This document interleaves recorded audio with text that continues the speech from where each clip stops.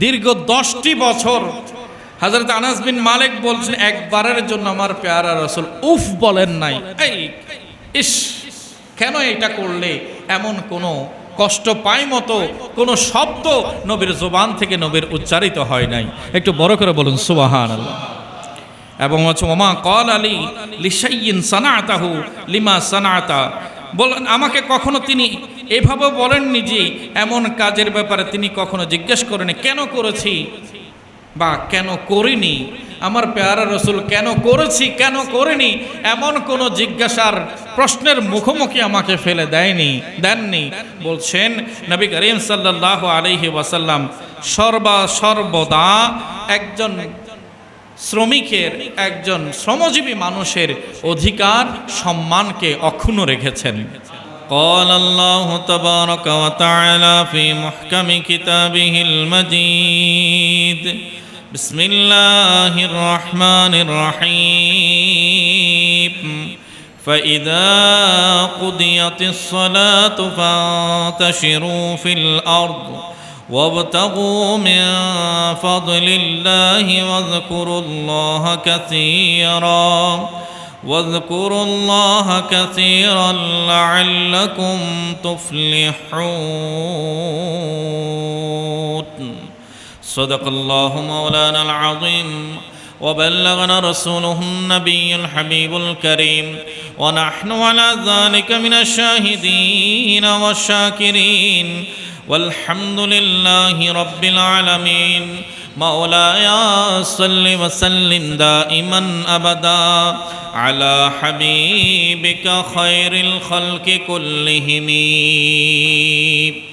রসুল করিম সাল্লাল্লাহু আলাইহি ওয়াসাল্লামের প্রিয় বংশধর আহলে বাইতে রসুল, সাহাবায়ে কেরাম, তাবিন, তবে তাবিন, আইম্মায়ে মুজতাহিদিন, আইম্মায়ে মুতাকাদ্দিমিন, আইম্মায়ে মুতাআখিরিন, সারা পৃথিবীব্যাপী ছড়িয়ে থাকা সালফে সালেহিন, নেককার বুজুর্গানে দিন, আউলিয়ায়ে কামিলিন, আমাদের সকলের পূর্বপুরুষ যারা এলায়ে কালিমাতুল্লাহ, আল্লাহর কলেমা, আল্লাহর বাণীকে সমুন্নত করার জন্য আত্মনিয়োগ করে আজ পৃথিবী ছেড়ে আখিরাতে পাড়ি জমিয়েছেন, রব্বুল আলামিনের দরবারে দোয়া করি আল্লাহ সুবহানাহু ওয়া তাআলা তাদের নিষ্ঠাপূর্ণ খেদমতকে, অবদানকে কবুল এবং মঞ্জুর করুন, আমিন।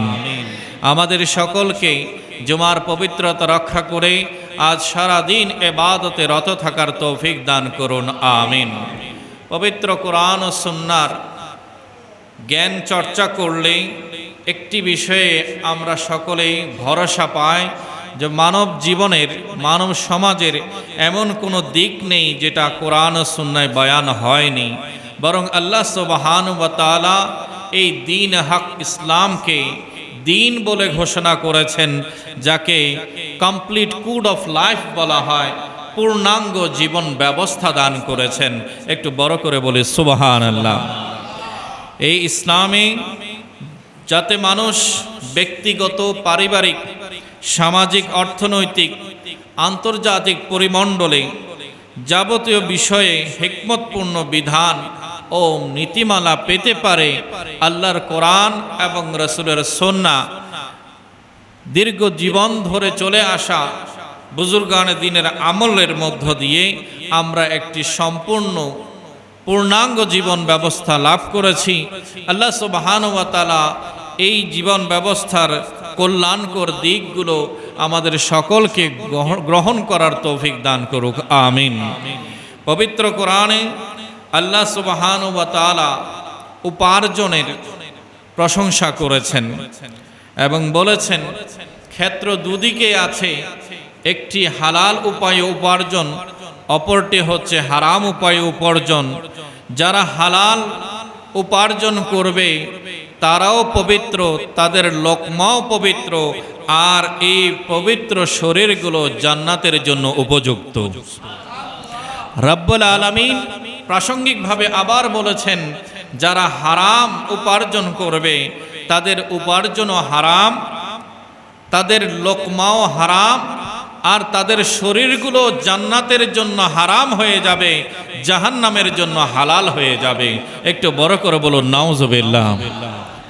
তাহলে বোঝাতে চাচ্ছিলাম রব্বুল আলামিন পবিত্র নবী করিম সাল্লাল্লাহু আলাইহি ওয়াসাল্লামের হাদিসে পাক মুসলিম শরীফের 2760 নম্বর হাদিস, আমার প্যারা রাসূল ইরশাদ করছেন, আইয়ুহান নাস, হে মানুষেরা, ইন্নাল্লাহা তাইয়্যিবুন, নিশ্চয় আল্লাহ পাক, আল্লাহ পবিত্র, লা ইয়াকবালু ইল্লা তাইয়্যিবান, পবিত্র ছাড়া কোনো কিছু তিনি গ্রহণ করেন না। এবং বলছেন, ওয়া ইন্নাল্লাহা, নিশ্চয় আল্লাহ সুবহানাহু ওয়া তাআলা, আমারাল মুমিনিনা বিমা আমারা বিহিল মুরসালিন, মুমিনগণকে সেই বিষয়ে আল্লাহ নির্দেশ প্রদান করেছেন যে বিষয়ে ইতিপূর্বে নবীগণ রসুলগণকে আল্লাহ হুকুম জারি করেছেন। একটু বড় করে বলে সুবহানাল্লাহ।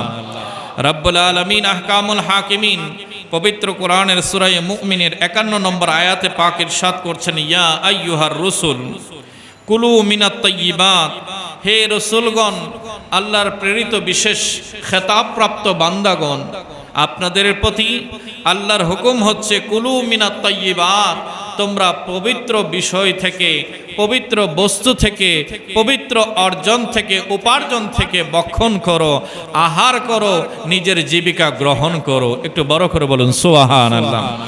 এরপরে আল্লাহ সুবহানাহু ওয়া তাআলা বলেছেন, ওয়া'মালু সালিহান, তোমরা নেক আমল করো, ইন্নী বিমা তা'মালুনা আলিম, নিশ্চয়ই আমি আল্লাহ তোমরা যা যা করো তোমাদের কৃতকর্ম সম্পর্কে অবগত আছি।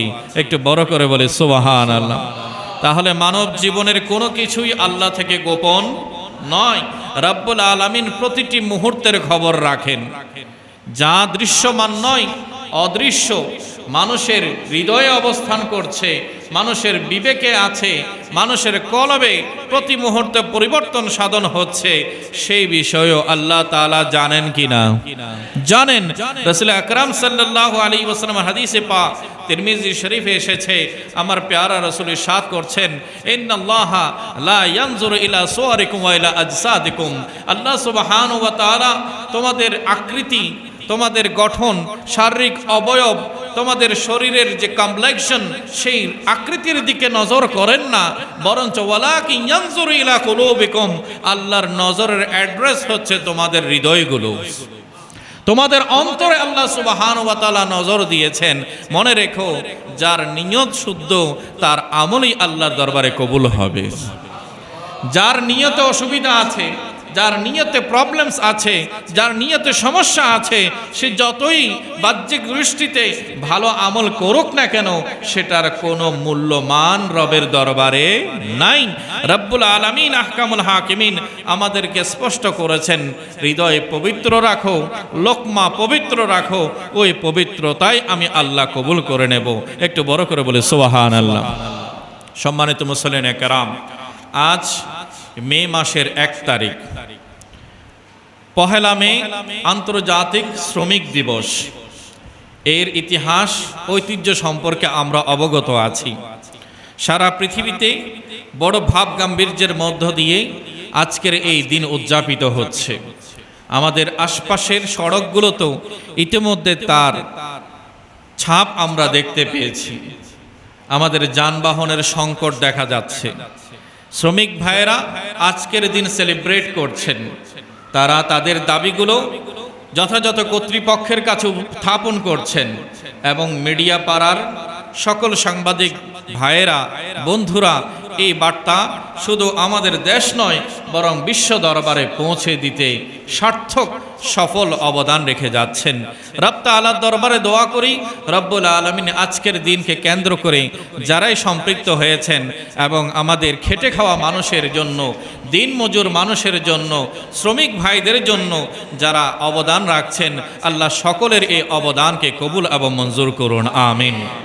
আমরাও আজকের জুমা থেকে, এই পৃথিবীর সূচনাকাল থেকে আজকের এই দিন পর্যন্ত, বিশেষ করে সেই দিন পহেলা মেতে যারা নিজেদের রক্ত বিসর্জন দিয়েছে, শাহাদাত বরণ করেছে, তাদেরকে আমরা শ্রদ্ধার সাথে স্মরণ করছি এবং সারা পৃথিবীর খেটে খাওয়া সকল মানুষের প্রতি বিনম্র শ্রদ্ধা জ্ঞাপন করছি। আল্লাহ সুবহানাহু ওয়া তাআলা আমাদেরকে কায়িক শ্রমের মাধ্যমে হালাল উপার্জনে পুরো জীবন, পরিবার পরিজন এবং রাষ্ট্র, সারা বিশ্ব পরিচালনা করার তৌফিক নসিব করুক, আমিন। ইসলামী শরীয়তে আল্লাহ সুবহানাহু ওয়া তাআলা উপার্জন করার, শ্রম করার প্রশংসা করেছেন। আজকে জুমার দিন সূরাতুল জুমা নামে একটি সূরা স্বতন্ত্রভাবে আল্লাহ নাজিল করেছেন। একটু বড় করে বলুন সুবহানাল্লাহ। এই সূরাতে আল্লাহ সুবহানাহু ওয়া তাআলা ইরশাদ করেছেন, ইযা নুদিয়া লিস-সালাতি মিন ইয়াউমিল জুমআ, যখন তোমাদেরকে জুমার দিবসে আযানের মধ্য দিয়ে ইবাদতের জন্য ডাকা হবে, তখন তোমরা ফাসআউ ইলা যিকরিল্লাহ, আল্লাহর জিকিরের জন্য, আল্লাহর স্মরণের জন্য, নামাজের জন্য, জুমাতে অংশ নেওয়ার জন্য দ্রুত গতিতে দৌড়ে দৌড়ে আল্লাহর দিকে চলে আসো। একটু বড় করে বলুন সুবহানাল্লাহ। এবং আল্লাহর সাথে সাথে বলেছেন ওয়াজারুল বাইআ, তোমাদের ব্যবসা বাণিজ্য, তোমাদের কাজকর্ম, তোমাদের নিত্য উপার্জনের যে সেক্টরগুলো আছে, ফিল্ডগুলো আছে, সেখান থেকে অবসর হয়ে যাও। এই সময়টা শুধু কার জন্য? যখন আল্লাহর পক্ষ থেকে ডাক এসে গেছে, দুনিয়ার কোনো কিছু যেন তোমার জন্য বাধা হয়ে না দাঁড়ায়, কোনো কিছু যেন প্রতিবন্ধক না হয়। তুমি রবের ডাকে সাড়া দিতে লাব্বাইক আল্লাহুম্মা লাব্বাইক বলে ছুটে আসো রবের দরবারে। আল্লাহ তোমাকে জীবিকাও দেবেন, আল্লাহ তোমার ইবাদত কবুল করে নেবেন। ইবাদত হলো, নামাজ শেষ হলো সালামের মধ্য দিয়ে আসসালামু আলাইকুম ওয়া রাহমাতুল্লাহ, আসসালামু আলাইকুম ওয়া রাহমাতুল্লাহ। নামাজ শেষ হলো, আল্লাহ বলছেন ফাইদা কুদিয়াতিস সালাত, যখন নামাজ শেষ হবে ফান্তাশিরু ফিল আরদ, তোমরা সকলে জমিনে ছড়িয়ে পড়বে। মসজিদে বসে থাকার জন্য হুকুম দেননি, আসবে মসজিদে, জামাতে শরীক হবে, কিন্তু আজীবন মুসল্লায় বসে থাকার হুকুম আল্লাহর নয়। রব্বুল আলামিন বলছেন ফাইজা কুদিয়াতিস সালাতু, যখন নামাজ শেষ হবে ফান্তাশিরু ফিল আরদি, তোমরা পৃথিবীতে ছড়িয়ে পড়ো, ওয়াবতাগু মিন ফাদলিল্লাহ, তোমরা আল্লাহর অনুগ্রহ, হালাল জীবিকা অন্বেষণ করাতে লেগে পড়ো। একটু বড় করে বলে সুবহানাল্লাহ। রব্বুল আলামিন বলছেন ইবাদত করেছো, আর এই পৃথিবীতে আমি তোমার জন্য, তোমার পরিবারের জন্য, তোমার প্রতিবেশীর জন্য, তোমার দেশবাসীর জন্য, পুরো বিশ্ববাসীর জন্য জীবিকা ছড়িয়ে দিয়েছি। সেটা কি মসজিদের মুসল্লায় কাতারে বসে থাকলে পাবে? না না, আল্লাহ বলছেন সেখানে যাও, মেহনত করো, আমার হুকুম পালন করে তুমি উপার্জন করবে, সেটাও আমি আল্লাহ ইবাদত হিসেবে গ্রহণ করব। আল্লাহর দরবারে সাজদা দেওয়া যেমন ইবাদত, উপার্জন করাও কি ইবাদত। দুটোরই হুকুম দিয়েছেন কে? আল্লাহ রাব্বুল আলামিন বলছেন তোমরা নামাজ যখন সমাপ্ত হবে মসজিদে বা কাতারে বসে না থেকে তোমরা ফান্তাশিরু ফিল আরদ, জমিনে ছুটে পড়ো, ছড়িয়ে যাও, যেখানে যেখানে রিজিক আছে আল্লাহর নাম নিয়ে, ওয়াবতাকু মিন ফাদলিল্লাহ, আল্লাহর জিকির করো, ওয়াজকুরুল্লাহ, আল্লাহর জিকির মুখে জারি রাখো, আর আল্লাহর দেয়ার জীবিকা রিজিকগুলো তালাশ করতে থাকো। তাই আমাদের প্রতিটি কাজের শুরুতে আল্লাহর নাম আছে কিনা? প্রত্যেক ভালো কাজের সূচনা হবে বিসমিল্লাহর মাধ্যমে। কিসের মাধ্যমে? বিসমিল্লাহর মাধ্যমে। আল্লাহ সুবহানাহু ওয়া তাআলার হাবিব বলেছেন যখন তোমরা বিসমিল্লাহ বলে শুরু করো, সেই সম্পদ, সেই উপার্জন দৃশ্যত কম হতে পারে, কিন্তু আল্লাহ সেখানে অঢেল বরকত দান করবেন। অনেক সময় দেখা যায় খাবারের পরিমাণ কম দেখে মনে হচ্ছে যে তীব্র ক্ষুধা আমার লেগেছে, এই সামান্য খাবারে আমার ক্ষুধা নিবারণ হবে না, আমার ক্ষুধা মিটবে না, আমাদের মনে হতে পারে। কিন্তু নবী করিম সাল্লাল্লাহু আলাইহি ওয়াসাল্লাম বলেছেন পরিমাণের দিকে, কোয়ান্টিটির দিকে তাকাইও না, কোয়ালিটির দিকে তাকাও। তোমার শুরুটা তুমি আল্লাহর নাম নিয়ে করো, দেখো সেই সামান্য মনে হওয়া খাবারও পরিপূর্ণ ভেতরে নিতে পারবে না, এর আগেই ওই খাবারের বরকতে তোমার ক্ষুধা মিটে যাবে। বাস্তবতা আছে কিনা? আমরা পরিবারে প্র্যাকটিস করব। বিশেষ করে আজকে শিশু শ্রেণী, আমাদের তরুণ সমাজ, আমাদের পরিবারের মা ও বোনেরা এই সুন্নাহগুলো থেকে অনেক দূরে সরে গেছে। খাবারের মুহূর্ত হয়েছে, প্লেটে পরিবেশন হয়েছে, অমনিতে খাওয়া শুরু করেছে, একের পর এক লোকমা নিতেই চলেছে, তার ক্ষুধা মিটছে না। এতগুলো খাবার পরিবেশন করা হয়েছে, সবগুলো থেকে তার নেয়ার ইচ্ছে জাগছে, সে গ্রহণ করছে, তার ক্ষুধা এখনো শেষ হয়নি। এর পেছনে কারণ কি? কারণ এই খাবারের সূচনাটা আল্লাহর নাম নিয়ে হয় নাই। নবী করিম সাল্লাল্লাহু আলাইহি ওয়াসাল্লাম বলেছেন যে তোমরা খাবার শুরু করবে বিসমিল্লাহর মাধ্যমে, আল্লাহ বারাকা দান করবেন। একজন মুমিন একটা অন্ত্র দিয়ে খাবার গ্রহণ করে, আর কাফেরেরা 7 অন্ত্র দিয়ে খাবার গ্রহণ করে। যখন কেউ বিসমিল্লাহ নিয়ে খাবার গ্রহণ করে অল্পতে সে পরিতৃপ্ত হয়ে যায়, আর যখন বিসমিল্লাহ ছেড়ে যায় বিরাট খাবারের পসরাও তার ক্ষুধা মেটানোর জন্য যথেষ্ট হয় না। এর পেছনে কারণ কি? নবীজি বলছেন তখন তোমার খাবারের টেবিলে, তোমার দস্তারখানায় শয়তানও শামিল হয়ে যায়। কে শামিল হয়? শয়তানও শামিল হয়ে যায়। এখন শয়তান যখন গ্রহণ করবে, শয়তান কি মুমিন নাকি কাফের? কোরআন বলছে ওয়াকানা মিনাল কাফিরিন। এই শয়তানকে তোমাদের দলের মনে করিও না, এ তো আগে থেকেই আল্লাহর সনদপ্রাপ্ত কাফের। আল্লাহর সনদপ্রাপ্ত কি? কাফের। যখন কাফের খেতে বসে তখন অনেক খাবারও তার জন্য যথেষ্ট হয় না, সে বারংবার চাইতে থাকে, 7 অন্ত্র দিয়ে খেতে থাকে।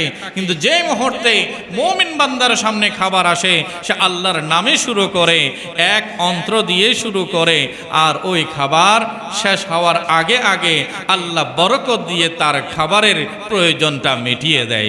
একটু বড় করে বলে সুবহানাল্লাহ। সম্মানিত মুসলিম কেরাম, আমার বোনেরা যারা আমাকে শুনছেন, এই সুন্নাত আমাদের পরিবারে কায়েম রাখতে হবে। বিশেষ করে যারা বড়, তারা খাবার শুরু করার সময় একটু বড় আওয়াজে যদি বিসমিল্লাহি ওয়া আলা বারাকাতিল্লাহ এভাবে আমরা উচ্চারণ করে বলি, বাকি যারা আছে তাদেরও মনে পড়ে যাবে না? বলেন না, যাবে কি না? কাউকে যেন বলতে না হয় যে বিসমিল্লাহ বলে শুরু করো। আমার আচরণ, আমার চরিত্র, আমার যে খাবার গ্রহণের রীতি, এটা যদি সুন্নাহ মোতাবেক হয়ে যায়, তখন আশপাশের সবাই সুন্নতের অনুসারী হয়ে যাবে। রব্বুল আলামিন আমাদের সবাইকে গ্রহণ করার তৌফিক দান করুক, আমিন।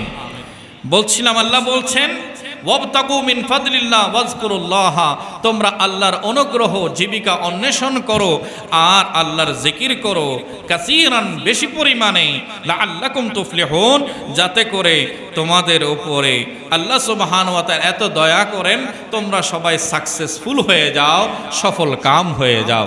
একটু বড় করে বলে সুবহানাল্লাহ। আজ আধুনিক বিশ্বে শ্রমিক মালিকের যে সম্পর্ক আমাদের সামনে দৃশ্যমান হচ্ছে, আমরা দেখতে পাচ্ছি এই সম্পর্ক আজ ভেঙে পড়েছে। একদিকে শ্রমিকের আর্তনাদ, অন্যদিকে মালিকের অবিচার। কারখানা, অফিস, দোকান, সব জায়গায় চলছে শোষণ আর নির্যাতন। কিন্তু ইসলাম কি শিখিয়েছে আর আমার নবী কি জানিয়েছেন? আল্লাহ সুবহানাহু ওয়া তাআলা পবিত্র কোরআনে স্পষ্ট করে দিয়েছেন, বিসমিল্লাহির রহমানির রহিম, ওয়ালাকাদ কাররাবনা বনি আদম। আল্লাহ সুবহানাহু ওয়া তাআলা সূরা বনি ইসরাইলের 70 নম্বর আয়াতে পাকে বলেছেন, সকল আদম সন্তানকে আমি মর্যাদা দান করেছি। সে আদম সন্তানের শ্রেণী, তার ক্লাসিফিকেশন, তার বিভাগ, তার স্তর যেটাই হোক না কেন, আল্লাহ বলছেন সে আদমের সন্তান হিসেবে ভূপৃষ্ঠে অবস্থান করছে, পদচারণা করছে, পাইচারি করছে, এতটুকুই যথেষ্ট।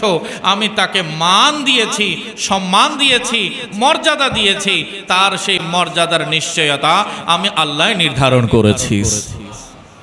তাহলে বোঝা গেল মালিকের যেমন সম্মান আছে, শ্রমিকেরও, কথা বলি, শ্রমিকেরও সম্মান আছে। কাউকে ছোট করে দেখার সুযোগ ইসলামে নাই। আমরা একটু ভাবি যে আমাদের প্রত্যহ যে কাজকর্মগুলো, অপরের সহযোগিতা, হেল্পিং হ্যান্ড যদি না থাকে, আমাদের সাহায্য করার যদি কেউ না থাকে, আমরা কি এত সহজে জীবনটা চালাতে পারবো? আমাদের আশপাশে নালা নর্দমাগুলো যদি অপরিচ্ছন্ন, অপরিষ্কার থাকে, প্রত্যহ সকালবেলা, বিকেলবেলা, দুপুরবেলা, রাত্রে আমাদের ঘরে নানান রেসিপি তৈরি হচ্ছে। সেই খাবারের কিছু অংশ, বিশেষ করে তৈরি করার সময় সেই তরিতরকারির কিছু অতিরিক্ত অংশ আমরা ফেলে দিচ্ছি না? যেগুলো খাওয়া যায় না সেগুলো আমরা ফেলে দিচ্ছি। এখন সেগুলো যদি ডাস্টবিনে ফেলা হয়, ঠিক সময়ে যদি অপসারণ না হয়, ওই সমাজে মানুষ কি বসবাস করতে পারবে? বিশেষ করে মাছের অংশ, গোশতের যে অতিরিক্ত অংশগুলো, সেটার পচনের ক্ষেত্রে দুর্গন্ধ অন্যান্য সবজির তুলনায় কম হয় নাকি বেশি হয়? বেশি হয়। আপনি আপনার ঘরের ডাস্টবিন যেটা আছে সেটা তো একদিনের বেশি রাখতে রাজি নন। সেটা যদি সমাজের বাহিরে কোনো ডাস্টবিনে দিনের পর দিন থাকে, ওই পরিবেশে সমাজের অপরাপর মানুষজন কি বাঁচতে পারবে? আর সেখান থেকে অনেক রোগ ছড়াবে, মশা মাছির জন্ম হবে, বিভিন্ন কীট পতঙ্গের জন্ম হবে, ব্যাকটেরিয়ার জন্ম হবে, নানানভাবে মানুষ আক্রান্ত হবে। তাহলে সুস্থভাবে নিঃশ্বাস নেয়ার যে অধিকার আমরা লাভ করছি সেটাও ব্যাহত হয়ে যাবে। আজকে এই যে পরিবেশটাকে সুস্থ রাখার পেছনে কিছু মানুষের অবদান আছে কিনা? আমি আপনার ঘরের কাজকর্মগুলো আমি আপনি যদি সময় পাই তাহলে করি, কিন্তু আজকে শারীরিকভাবে অবনতি হয়েছে। আগের মতো এত বেশি শ্রম দেওয়ার মতো শক্তি সামর্থ্য আমাদের কারো শরীরেই নাই। প্রত্যেকের পরিবারে করার জন্য বাহির থেকে মানুষ হায়ার করতে হচ্ছে। তাদেরকে আমরা অর্থের বিনিময়ে, মজুরির বিনিময়ে নিয়োগ দিচ্ছি। তারা যদি একদিন না আসে, আমার ঘরের নিয়মিত শৃঙ্খলা নষ্ট হয়ে যাবে। তাকে আমরা ছুটির দিনও ছুটি দেই না, বরঞ্চ ছুটির দিনে তার কাজের পরিমাণ আগের দিনগুলোর চেয়ে বেশি হয়ে যায়। কি বলেন? জুমার দিনে, শনিবারে যখন সরকারি ছুটি থাকে, তখন গৃহকর্তা থেকে শুরু করে প্রত্যেক সদস্যের উপস্থিতি ঘরে বেশি হয়। তো যারা গৃহকর্ত্রী আছে, যারা কাজ করছে, গৃহকর্মী আছে, তাদের উপরে কাজের বোঝা, কাজের চাপ কম হয় নাকি বেশি হয়? বেশি হয়।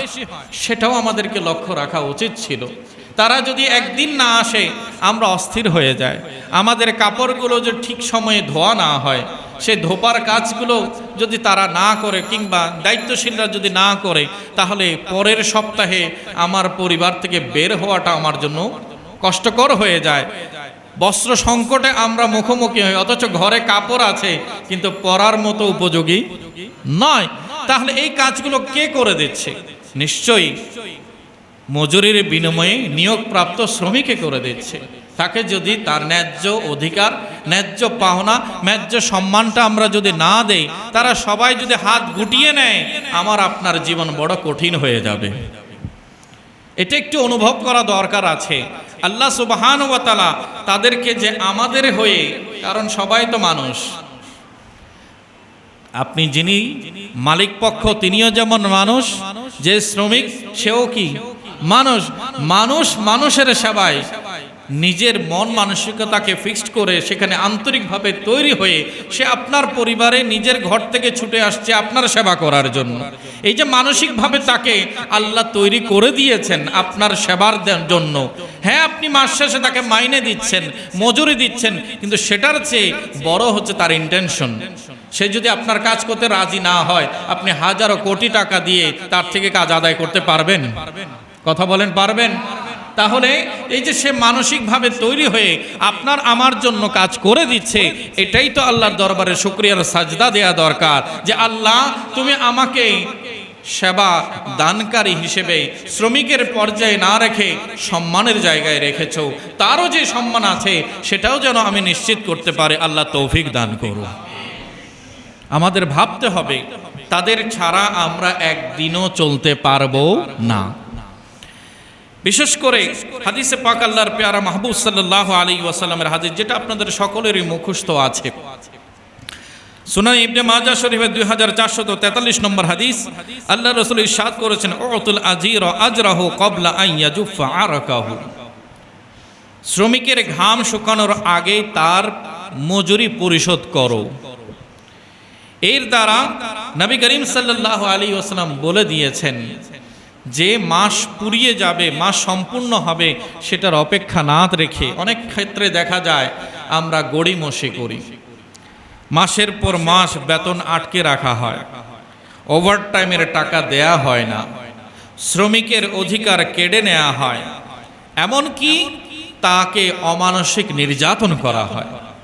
এমন অনেক পরিবারের দৃশ্য দেখা যায়, তাদের সোশ্যাল স্ট্যাটাস কিন্তু অনেক ঊর্ধ্বে, তারা সরকারি প্রথম শ্রেণীর নাগরিক হিসেবে অধিকার ভোগ করছেন। প্রিভিলেজ ফ্যামিলিগুলো মেম্বাররাও দেখা যায় ছোট্ট ছোট্ট শিশুর উপরে, অথচ শিশু শ্রমিক, তাদের তখন শ্রম দেওয়ার সময়ও হয়নি, হয়তো অর্থের দোটানায় পড়ে তারা মানসিকভাবে বিপর্যস্ত হয়ে পরিবারের দায়িত্বভার তাদের কাঁধের উপরে এসে পড়ায়, তারা নিরুপায় হয়ে আপনার গৃহে, আপনার ঘরে কিংবা আপনার প্রতিষ্ঠানে কাজ করতে ছুটে এসেছে, কিন্তু আপনি সেটার সরলতাকে দুর্বলতা ভেবে তার উপরে অত্যাচারের স্টিম রোলার চালিয়ে দিচ্ছেন। একটু কি ভয় হয় না? এর ব্যাপারে জবাবদিহি আছে কিনা? কথা বলেন, আছে কিনা? আল্লাহ সুবহানাহু ওয়া তাআলার হাবিব সাল্লাল্লাহু আলাইহি ওয়াসাল্লাম স্পষ্ট করেছেন যে কিয়ামতের ময়দান বড় কঠিন ময়দান হবে। আল্লাহ সুবহানাহু ওয়া তাআলা সব বিষয়ে ফয়সালা নেবেন এবং একে একে সবার কাছ থেকে জিজ্ঞাসা করবেন। আল্লাহ সুবহানাহু ওয়া তাআলা যারা শ্রমিকদেরকে কষ্ট দেয় তাদের ব্যাপারে ইরশাদ করছেন বুখারী শরীফের 2227 নম্বর হাদিসে পাক, আল্লাহর হাবিব বলছেন, ক্বাল আল্লাহু সালাসাতুন আনা খাসমুহুম ইয়াউমাল কিয়ামা, তিন প্রকারের ব্যক্তি আছে যাদের বিপক্ষে আমি আল্লাহ বাদী হয়ে যাব। মামলা দায়ের করবেন কার পক্ষ থেকে? আল্লাহর পক্ষ থেকে। আমাদের এখানে সরকারবাদী মামলাও আছে কিনা? শুধু কি পাবলিকে মামলা করে নাকি সরকারও মামলা করে? সরকারের অধিকার, সরকারের সম্পদ আত্মসাৎ করলে তখন সরকারের পক্ষ থেকে আইনজীবী নিয়োগ দিয়ে ওই মামলা পরিচালনা হয় কিনা? হয়। রাব্বুল আলামিন আহকামুল হাকিমিন এই পদ্ধতি আগে থেকেই জানিয়ে দিয়েছেন, শিখিয়ে দিয়েছেন। মানুষ না হলে এগুলো জানতো কিভাবে যে সরকার প্রধানও মামলা করতে পারে, বিচারের কাঠগড়ায় দাঁড় করাতে পারে। আল্লাহ সুবহানাহু ওয়া তাআলা বলছেন, সালাসাতুন আনা খাসমুহুম ইয়াউমাল কিয়ামা, তিন প্রকার ব্যক্তির বিপক্ষে আমি আল্লাহ বাদী হয়ে যাব। তাদের মধ্যে একজন হচ্ছে ওয়ারাজুলুন ইস্তাজারা আজীরান ফাস্তাওফা মিনহু ওয়া লাম ইউতিহি আজরাহু। আল্লাহ সুবহানাহু ওয়া তাআলা বলছেন, তাদের মধ্যে একজন হচ্ছে সে ব্যক্তি যে কাউকে শ্রমিক হিসেবে নিয়োগ দিয়েছে, দেওয়ার পরে তার কাজ তার থেকে বুঝে নিয়েছে, অথচ তার প্রাপ্য আদায় করেনি। ওই শ্রমিক ভাইয়েরা, আজকে যারা আমার আলোচনা শুনছেন, আপনাদের হতাশ হওয়ার কারণ নেই। আপনাদের জন্য ইনসাফ হবে, আপনাদের জন্য ইনসাফ হবে। আল্লাহ ওয়াদা দিয়েছেন, যদি এই পৃথিবীর মানুষ আপনাদেরকে ঠকায়, আপনাদের মজুরি আত্মসাৎ করে, আপনাদের প্রাপ্য যদি বুঝিয়ে না দেয়, আল্লাহর কাঠগড়া থেকে বাঁচার কোনো অধিকার নাই। নিশ্চিত আল্লাহ সুবহানাহু ওয়া তাআলা বলছেন, আমি ওই শ্রমিকের পক্ষ হয়ে মামলা দায়ের করব, আমি বাদী হয়ে যাব। এখন আল্লাহ যে মামলাতে স্বয়ং বাদী হয়ে যাবেন, ওই মামলাতে আর কারো জেতার সুযোগ আছে? কথা বলেন তো, আছে কি? নাই। আমাদের একটু হুঁশিয়ার হতে হবে, রবের দরবারে কাঠগড়ায় দাঁড়াতে হবে। শ্রমিকের এক একটা দুঃখের নিঃশ্বাস আপনার জন্য বড় আযাব হয়ে দাঁড়াবে। মনে করছেন আপনি এখন তার চোখের পানি ঝরিয়ে তাকে একটা ধাক্কা দিয়ে ফেলে দিলেন, ঘর থেকে বের করে দিলেন, গার্ডের মাধ্যমে তাকে গলা ধাক্কা দিয়ে পরিবার থেকে আলাদা করে দিলেন, মনে করছেন আপনি অনেক বড় কাজ করে ফেলেছেন। না, কিন্তু না। আল্লাহ সুবহানাহু ওয়া তাআলা আল্লাহর হাবিবের মাধ্যমে জানিয়ে দিয়েছেন, কিয়ামতের ময়দানে ওই শ্রমিকের পক্ষে আর কারো দরকার নাই, আমি আল্লাহই যথেষ্ট আছি। ওই মজুরের জন্য, দিন মজুরের জন্য, খেটে খাওয়া মেহনতি মানুষের জন্য আমি আল্লাহই যথেষ্ট হয়ে যাব, আর তার প্রাপ্য আমি তাকে বুঝিয়ে দেব। তো আপনার কাছ থেকে যদি তার প্রাপ্য কেড়ে নেওয়া হয়, আপনার আমলনামায় আর কিছু থাকবে? আর সেদিনের যে প্রাপ্য বোঝানো, এটা দুনিয়ার হিসেবে নয়, হাসরের হিসাবে। হাসরে সেখানে কারেন্সি চলে না, সেখানে কোনো বিনিময় মূল্য, কোনো নোট চলবে না। সেখানে আপনার আমলনামা থেকে নেকিগুলো তার আমলনামায় ট্রান্সফার করে দেওয়া হবে। আর যদি তাতেও তার প্রাপ্য পূরণ না হয়, তাহলে তার আমল নামার গুনাহগুলো আপনার আমল নামায় ট্রান্সফার করে দেওয়া হয়। একটু বড় করে বলে নাউজুবিল্লাহ। আল্লাহ সুবহানাহু ওয়া তাআলা আমাদেরকে বোঝার তৌফিক দান করুক, আমিন। সম্মানিত হাজরিন, আজ আমাদেরকে মনে রাখতে হবে নবী করিম সাল্লাল্লাহু আলাইহি ওয়াসাল্লাম ইরশাদ করে দিয়েছেন, ইন্না আখওয়ানাকুম খাওলাকুম জাআলাহুমুল্লাহু তাহতা আইদিকুম ফামান কানা আখুহু তাহতা ইয়াদিহি ফালইউতইমহু মিম্মা ইয়াকুল ওয়ালিয়ালবিসহু মিম্মা ইয়ালবাসু ওয়ালা তাকাল্লাফুহুম মা ইয়াগলিবুহুম। আল্লাহ সুবহানাহু ওয়া তাআলা হাবিব সাল্লাল্লাহু আলাইহি ওয়াসাল্লাম ইরশাদ করছেন, সহিহ বুখারী শরীফ 2407 নম্বর হাদিসে পাক, আল্লাহ রাসূল বলছেন, তোমরা যে শ্রমিকের মাধ্যমে তোমাদের কাজগুলো নির্বাহ করছো, পরিচালনা করছো, তাদেরকে তোমাদের থেকে দূরে মনে করিও না, তারা তোমাদের ভাই, তারা তোমাদের ভাই। আল্লাহ তাদেরকে তোমাদের কর্তৃত্বাধীন করে দিয়েছেন। আল্লাহ চাইলে বিপরীত করতে পারতেন না? আজকের মালিককে শ্রমিক বানিয়ে আর শ্রমিককে মালিক বানানো, এই ক্ষমতা আল্লাহর আছে কিনা? আমরা তো সবাই জানি যে আজকের বিত্তবান কালকের নিঃস্ব ফকির হতে পারে। আল্লাহ সুবহানাহু ওয়া তাআলা যে আমাকে কর্তৃত্বর মালিক বানিয়েছেন আর তারকে কর্তৃত্বের অধীন করেছেন, এটা তো আল্লাহর ফয়সালা হয়েছে, নতুবা চিত্র তো ভিন্ন হতে পারত। এখানে আমার আপনার করার বাধা দেওয়ার কোনো সুযোগ ছিল না। রাসূল করিম সাল্লাল্লাহু আলাইহি ওয়াসাল্লাম বলেছেন, জেনে রাখো তাদেরকে তোমাদের কর্তৃত্বাধীন করে দিয়েছেন, তোমরা যা খাবে তাদেরকেও তা খাওয়াবে। মেনুতে যেন পরিবর্তন না আসে।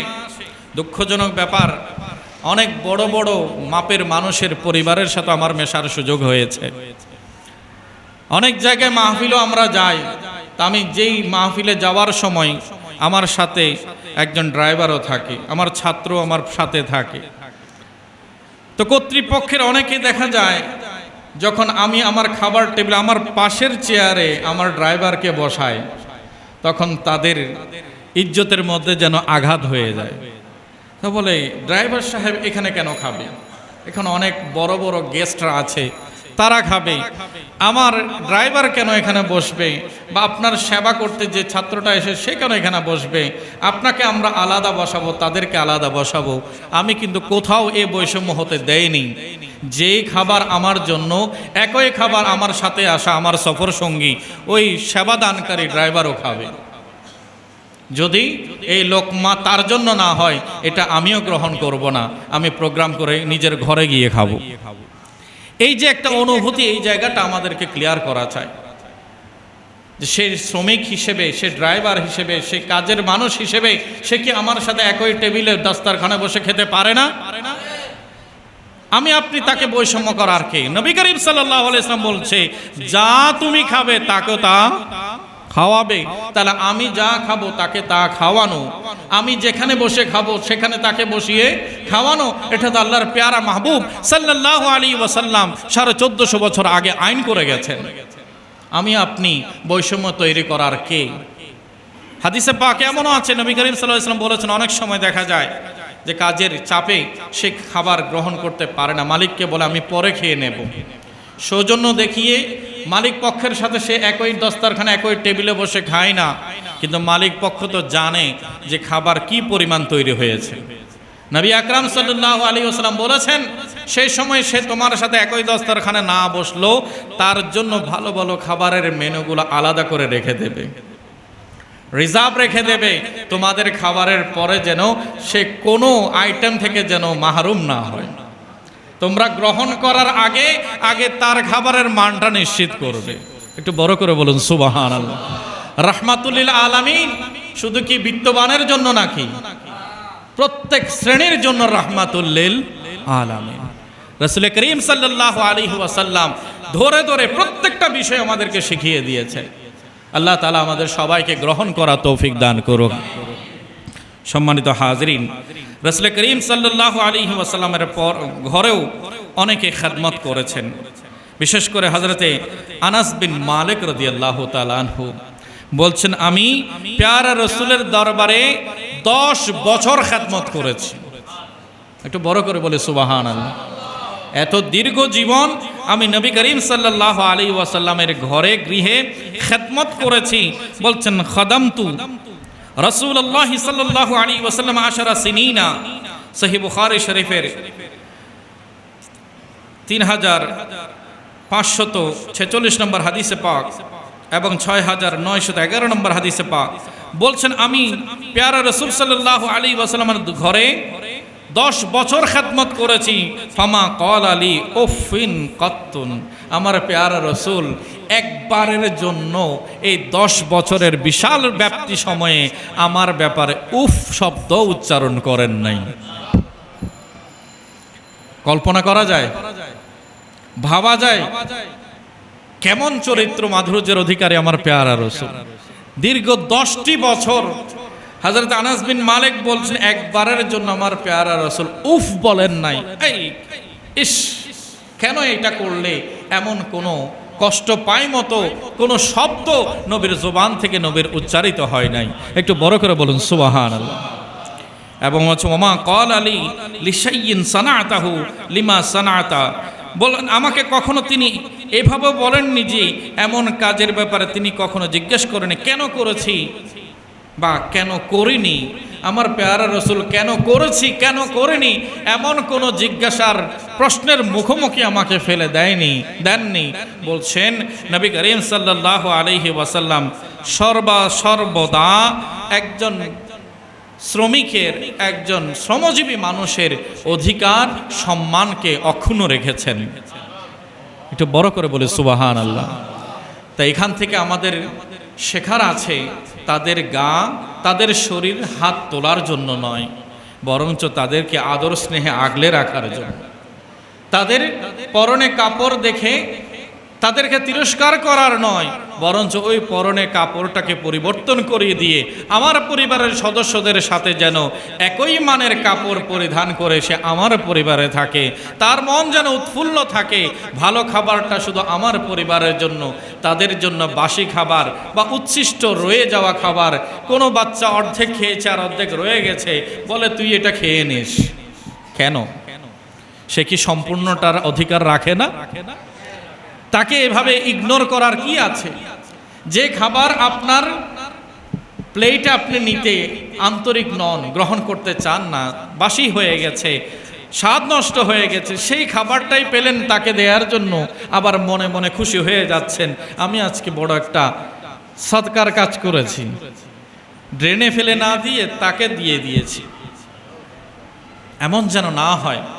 যদি মান কমে যায়, সে খাবার যদি সে নিতে আগ্রহী হয়, সেখানে আমি বাধা দিতে বলছি না। অনেকে দেখা যায় পরিবারের সদস্য বেশি, সে বলছে অসুবিধা নেই, আপনার পরিবারে না খেলো এই খাবারটা আমি ঘরে নিয়ে যাব। সেক্ষেত্রে তাকে বাধা দিতে বলছি না, তাকে সেটা দেয়া যেতে পারে, কিন্তু খারাপ মানের সাথে সাথে ভালো মানের কিছু দেয়া দরকার আছে।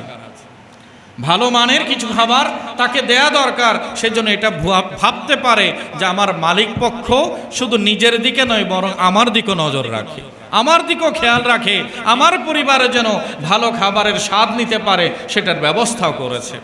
বিশ্বাস করেন, এগুলো পরীক্ষিত, প্রমাণিত। তার ঘরে তার বাচ্চাগুলো চেয়ে আছে, বাবা কাজ করে খাবার নিয়ে আসবে। মা কাজ করতে গিয়েছে, আসার সময় কিছু না কিছু আমার জন্য নিয়ে আসবে। আপনার সন্তানের জন্য আপনি চকলেট এনেছেন, মিষ্টি এনেছেন, খাবার এনেছেন, নানান ফলমূল এনেছেন, কিন্তু তার বাচ্চাগুলোর জন্য তার ব্যবস্থা করার সুযোগ নাই।